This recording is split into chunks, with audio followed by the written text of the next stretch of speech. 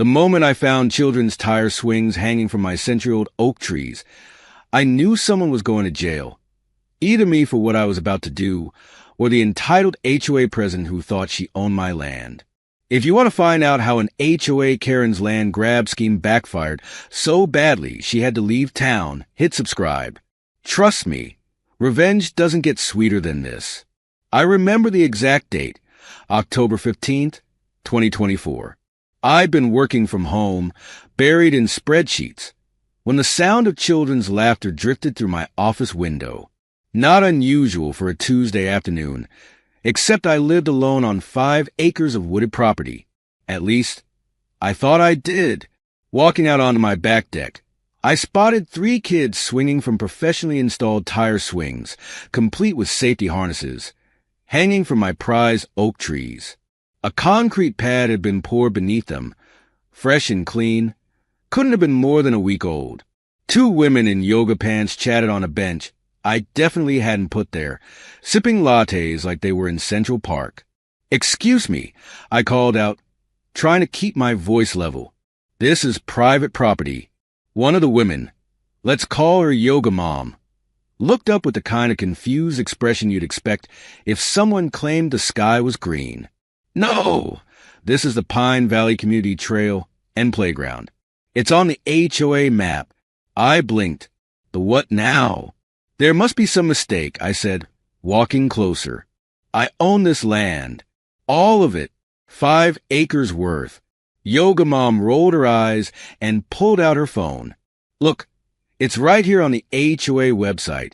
Pine Valley's newest family amenity, nature trail, and children's adventure playground." She turned the screen toward me, and sure enough, there were professional photos of my property, complete with the newly installed playground equipment I was seeing for the first time. The photos had been taken from angles that made it look like part of the adjacent HOA community. My blood pressure spiked when I saw the member testimonials section. So glad the HOA finally developed this unused land into something beautiful for our children. Unused land? I bought this property 6 months ago specifically for its pristine woodland.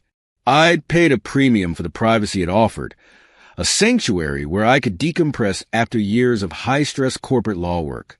Now I was standing in what had apparently become Pine Valley HOA's latest amenity, without my knowledge or consent. "I need everyone to leave," I said firmly, lawyer mode engaging. "This is private property, and whoever installed this equipment is going to be liable for trespassing and property damage." The second woman stood up, her face darkening. "I'm calling Pat. This is ridiculous." "Who's Pat?" "Patricia Henderson, the HOA president. She personally oversaw this whole project. We paid increased dues for this amenity." That's when it hit me. They'd been charging people for access to my land. This wasn't just trespassing. This was fraud. I pulled out my phone and started recording, documenting the playground equipment, the poured concrete, the Pine Valley trail signs I was just now noticing attached to my trees. When I got to the bench, I found a small brass plaque, donated by Patricia Henderson, Pine Valley HOA president. Well, wasn't that generous of her, donating a bench to be installed on someone else's property? The sound of tires on gravel drew my attention to my private access road, the one that was supposed to be gated but mysteriously wasn't anymore. A white Tesla pulled up, and out stepped a woman in a blazer that probably cost more than most people's monthly mortgage. Her heels clicked against the gravel as she approached, radiating the kind of confidence that comes from years of never being told no. "I'm Patricia Henderson," she announced, extending a manicured hand I didn't shake. "I understand there's some confusion about our community playground." "Our community playground?" Oh, this was going to be interesting. I smiled, channeling my inner shark from my courtroom days. "No confusion at all, Ms. Henderson.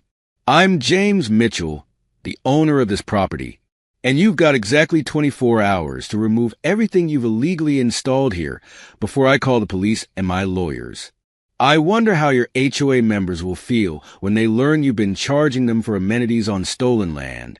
The color drained from Patricia's face, but her eyes narrowed. She pulled out her phone and walked a few steps away, her voice carrying clearly, "Jerry, get me the adverse possession paperwork. It's time to teach someone how things work around here." I almost laughed. Almost. Adverse possession? She had no idea who she was dealing with. This wasn't my first property rights rodeo, and Patricia Henderson was about to learn a very expensive lesson about messing with a former real estate attorney's land. The next morning, I walked into the Pine Valley HOA office armed with a stack of documents and my old courtroom confidence. The reception area looked like it had been decorated by someone who'd watched too many real estate reality shows. All chrome glass and motivational quotes about community. "I have proof of purchase, property surveys, and title insurance documents," I said, laying out my paperwork on Patricia's desk. "Your turn. Show me documentation of this alleged adverse possession claim." Patricia sat behind her massive desk, perfectly coiffed at 9 a.m., tapping her French manicured nails against a leather portfolio. "Mr. Mitchell, you clearly don't understand how things work here in Pine Valley. That land has been used by our community for over a decade. We have witnesses, documentation, even maintenance records." I pulled out my phone and played a video. It was from my home's previous owner, recorded last night during our FaceTime call. "I never gave permission for anyone to use that land." His voice crackled through the speaker. "That's why I kept it gated and posted. Sold it to Mr. Mitchell exactly as is, untouched." Patricia's eye twitched. "Well, he would say that, wouldn't he? To avoid liability." "Actually," I smiled, pulling out another document, "he said it because it's true. Here's the sworn affidavit he signed this morning. But let's talk about liability, specifically yours.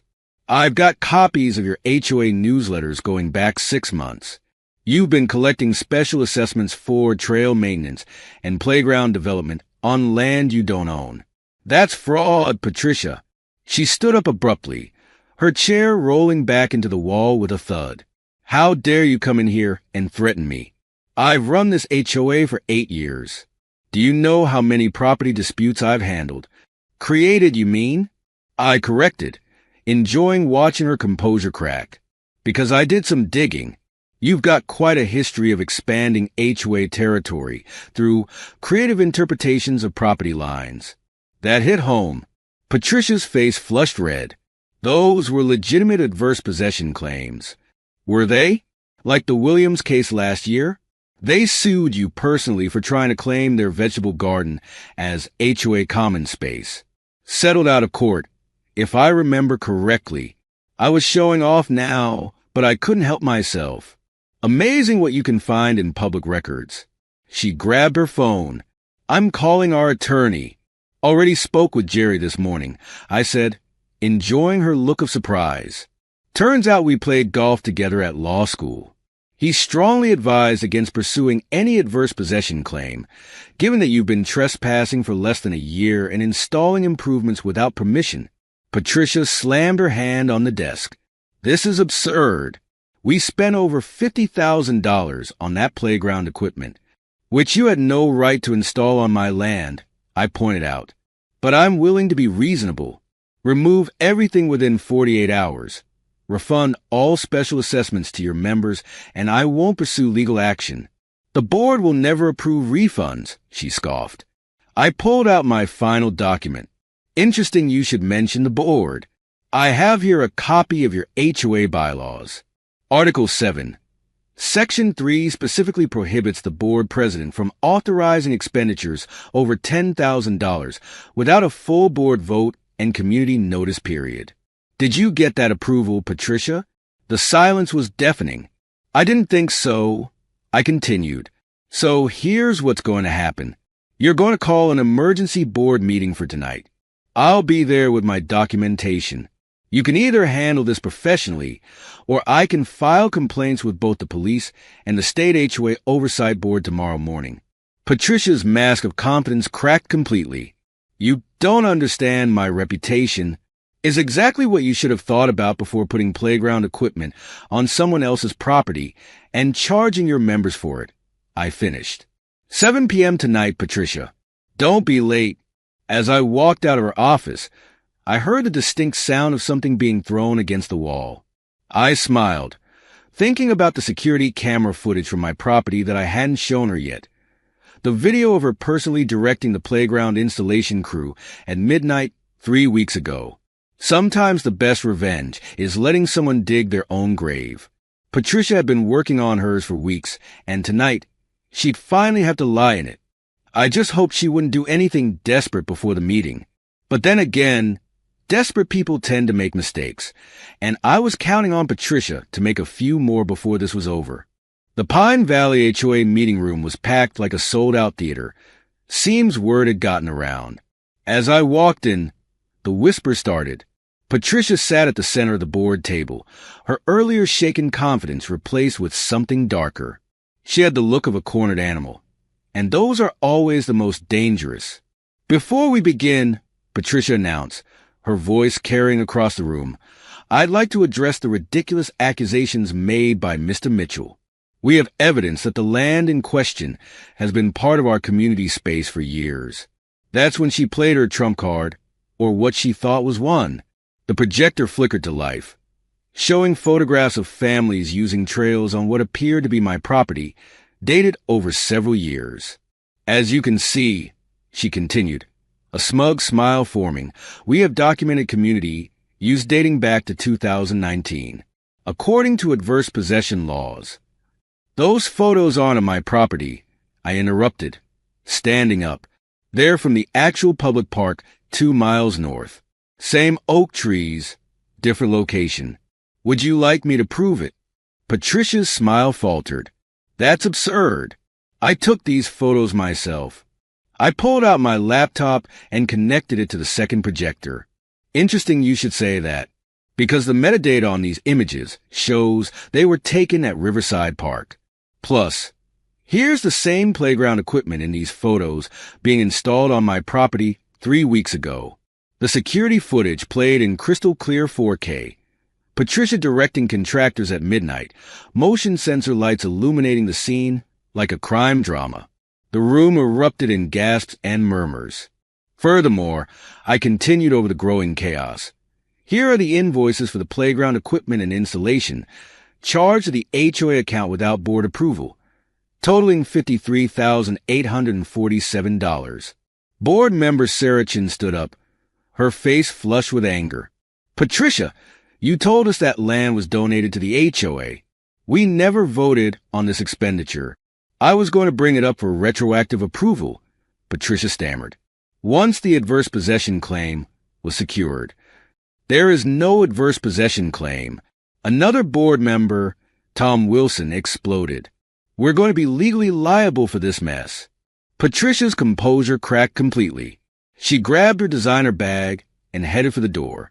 "This meeting is adjourned." "Actually," Tom said, "according to bylaws, the vice president can continue the meeting if the president is compromised." Sarah Chun took control, like a captain steering through a storm. "Mr. Mitchell, what are your demands?"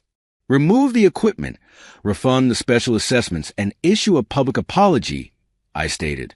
"Do that, and I won't pursue legal action against the HOA." "And Patricia?" Sarah asked.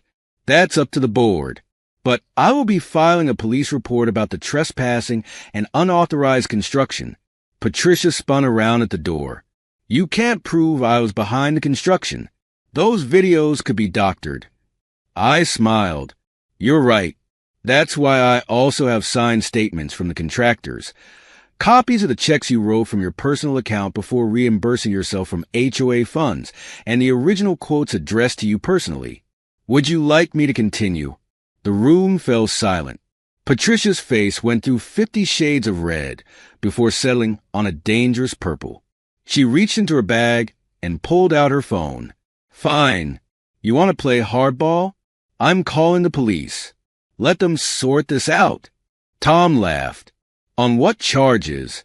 "He's harassing our community, threatening our children's playground. Think of the children." As if on cue, 2 police officers walked in. Patricia's face lit up with triumph until one of them spoke. "Ms. Henderson, we received your call about a property dispute.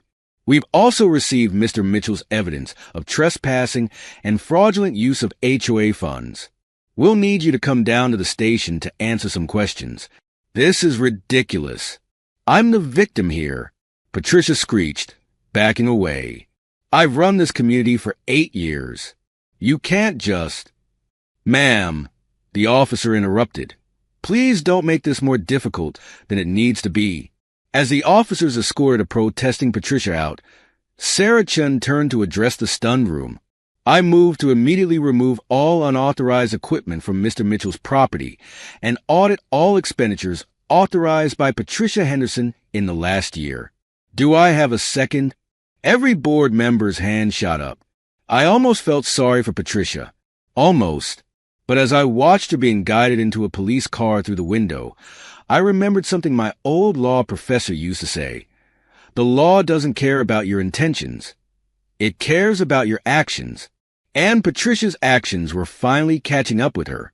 3 months after what locals now call the Great Pine Valley Playground scandal, I sat in my home office, watching through the window as construction crews put the finishing touches on the new community park. This time, on land actually owned by the HOA. The audit of Patricia's tenure as board president had uncovered a pattern of deception that left the entire community reeling. She'd been running a complex scheme of unauthorized projects, phantom maintenance contracts, and inflated special assessments for years. The playground on my property wasn't her first land grab, just her last. My doorbell rang. Sarah Chun, the new HOA president, stood on my porch with a thick manila envelope. The final settlement papers, she said, stepping into my living room. Patricia pled guilty to fraudulent use of HOA funds. She's paying restitution and doing community service. Apparently, the judge has a particular distaste for HOA fraud. I couldn't help but smile. How's she handling the mandatory financial management classes? About as well as you'd expect, Sarah chuckled. But that's not why I'm here. The board has a proposition for you.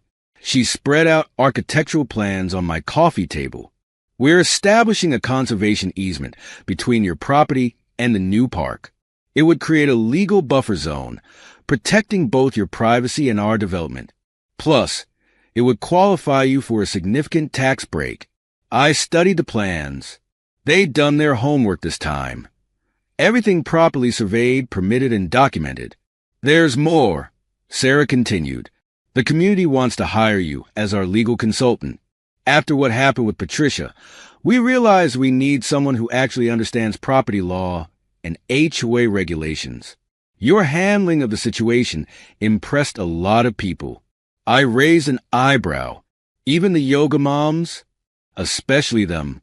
They're your biggest supporters now, ever since you helped relocate the playground to a better location. The new park has twice the equipment and proper safety surfacing. The irony wasn't lost on me.